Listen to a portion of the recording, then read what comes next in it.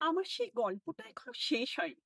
শোনো, পাহাড়টা আগেই বলেছি ভালোবেসেছিল মেঘকে।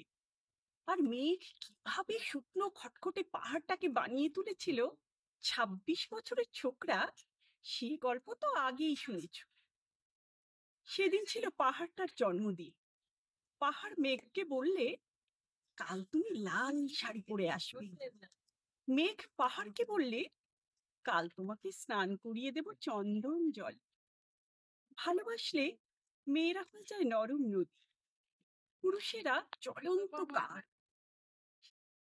সেইভাবেই মেঘ ছিল পাহাড়ের আলিঙ্গনের আগুনে, পাহাড় ছিল মেঘের ঢেউ জলে।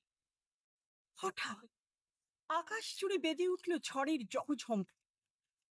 ঝাঁকড়া চুল উড়িয়ে ছিনতাইয়ের ভঙ্গিতে ছুটে এলো এক ঝাঁক হাওয়া। মেঘের আঁচলে টান মেরে বললে, ওর ছুরি, তোর বিয়ে।